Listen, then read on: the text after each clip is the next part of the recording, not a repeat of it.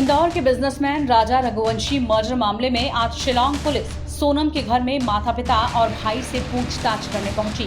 इससे पहले पुलिस ने राजा रघुवंशी के घर वालों से सोनम को लेकर पूछताछ की थी। इस बीच आज राजा रघुवंशी मर्डर मामले में नया अपडेट सामने आया है। शिलांग पुलिस जो सोनम और अन्य आरोपियों से हत्या के राज उगलवाने में जुटी हुई है, तो दूसरी तरफ शिलांग पुलिस की एक टीम आज सोनम के घर पहुंची। इस केस में पुलिस सोनम के भाई गोविंद, सोनम के पिता और मां समेत परिवार के सभी सदस्यों से पूछताछ कर रही है। मर्डर केस में अब शिलांग पुलिस सोनम के घर पहुंच रही है। मेरे पीछे आप तस्वीरों में देख पा रहे होंगे, यहाँ सोनम के भाई गोविंद को आप देख रहे हैं और गोविंद के साथ जो शिलांग पुलिस के अधिकारी हैं वो पहुंचे हुए हैं और पूछताछ करने के लिए आए हैं। ये अधिकारी हैं जो इस समय यहाँ पर पहुंचे हुए हैं, किसी भी तरह की बयान से इनकार कर रहे हैं, कोई बात वो नहीं कर रहे हैं। फिलहाल सोनम के घर पर शिलांग पुलिस के अधिकारी पहुंचे हैं और सोनम के भाई, सोनम की मां और सोनम के पिता के बयान दर्ज किए जाएंगे। जो वरिष्ठ अधिकारी हैं इस समय यहाँ पर मौजूद है, क्राइम ब्रांच के एक अधिकारी, उसके साथ शिलांग पुलिस के तमाम जो अफसर हैं वो यहाँ पर अभी पहुंचे हैं और बयान लिए जा रहे हैं सोनम के परिवार के। सोनम अभी फिलहाल शिलांग पुलिस की हिरासत में है। रिक्रिएशन के बाद सोनम ने अपना जुर्म कबूल कर लिया है, ये भी तथ्य निकल करके सामने आ रहे हैं। अभी फिलहाल सोनम के घर वालों से जो टाइमिंग है और जो बाकी बयान है उनकी तस्दीक पुलिस के द्वारा की जा रही है, शिलांग पुलिस के द्वारा। और इसी मामले में अब पुलिस बयान ले रही है सोनम के परिवार के। खास बात यह भी है कि इस पूरे मामले में पहले शिलांग पुलिस राजा के घर पहुंची थी। राजा के घर के अलावा तमाम जो अन्य आरोपी हैं उनके घर भी शिलांग पुलिस पहुंची और शिलांग पुलिस ने तमाम जो आरोपी हैं उनके परिवार के बयान लिए हैं। इसी सिलसिले में सोनम के घर भी शिलांग पुलिस के अधिकारी पहुंचे हैं और सोनम के परिवार के बयान लिए जा रहे हैं। इस बीच राजा मर्डर केस में एक नए किरदार की एंट्री हुई है। संजय वर्मा नाम के शख्स से सोनम ने सैकड़ों बार बातचीत की।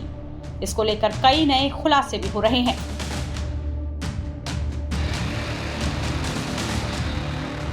राजा मर्डर केस में एक नए किरदार की एंट्री हुई है। दरअसल संजय वर्मा नाम के एक शख्स का नाम पुलिस की जांच में सामने आया है।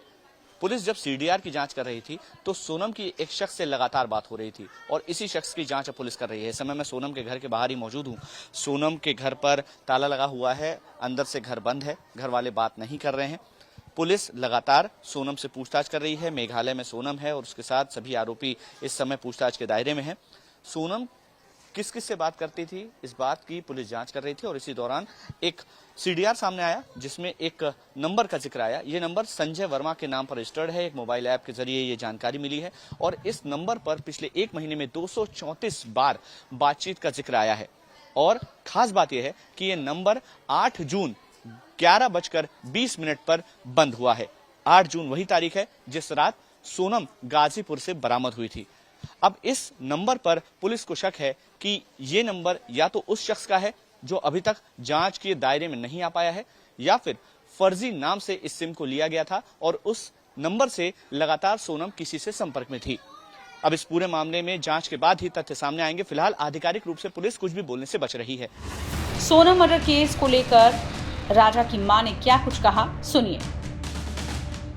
वहाँ से वो आया था राजा रात के 10 बजे, तो फिर उसने बोला था सुबह कि मम्मी जो मैं वो सामान लाया ना वो टांग देना। मैंने कि ये क्यों लाया, तो बोले कि वो घर में नज़र नहीं लगती। बोले सोनम और हम दोनों वहाँ गए थे ना, अपने भेरू मंदिर गए थे और महाकाल के मंदिर गए थे, तो हमने लिया था बोले ये। तो उसने बोला था यहाँ टांग देना। तो मैंने कि क्यों टांग देना, तो बोले नहीं घर में हाई नज़र नहीं लगती बोले कि इसलिए। तो वो पुतला हमने जब से निकाला, जब से हमारे यहाँ मतलब पहले कोई ऐसे घुंघरू की आवाज़ आ रही थी तो वो आवाज़ बंद हो गई। सोनम ने उसको बोला कि घर में टांग लेंगे, बोले इससे क्या बुरी नज़र लगती नहीं है। अच्छा, क्या थी वो जादू उठाने वाले कोई चीज़ होगी जैसे ये लगती नहीं है। हाँ, गुड़िया थी, उसके नीचे इतने पुड़िया बंधी थी।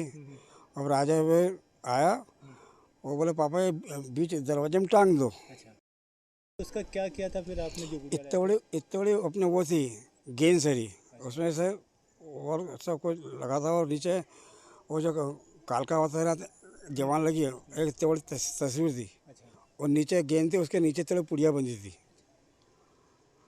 उससे तो मेरे बेटे को ही खा गई। क्या बोल के उसने दिया था कि ये इससे क्या हाँ, घर में इसमें क्या मुझे बुरी नज़र लगती नहीं है। अच्छा, घर में कहाँ टांगने का बोला था?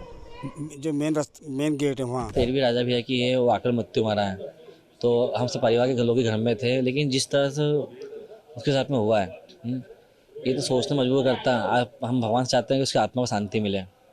कब शांति मिलेगी? किस तरह सर आत्मा को शांति जब मिलेगी कि जब पूरा केस सॉल्व होगा। जब तक तो उसकी आत्मा भटकी है, क्योंकि आज 13वें होने के पहले भी इतने सारे केस सॉल्व हो रही है, तो कुछ तो है कि उसका मन अभी लग नहीं रहा गया।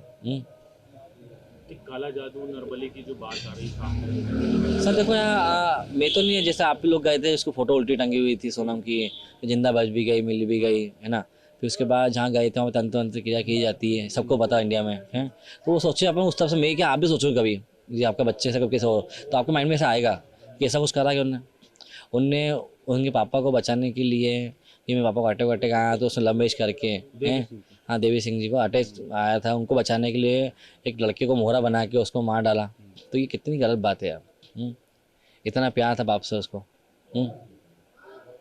शिलोंग पुलिस से कुछ बातचीत हुई किस तरह का भी वहाँ? नहीं सर मेरी बात सर नहीं हुई, मेरी बात नहीं किस हुई। तरह से गुमराह कर रहे हैं पुलिस को? सर गुमराह कर रहा तभी तो मैं नाको टेस्ट की मांग कर रहा हूँ कि गुमराह जैसे उसकी हिम्मत बहुत है सर। आप बात मानो, जिस टाइम पर हिंदू आक्रोश में बैठा था वो हिंदू लेके चली गई है।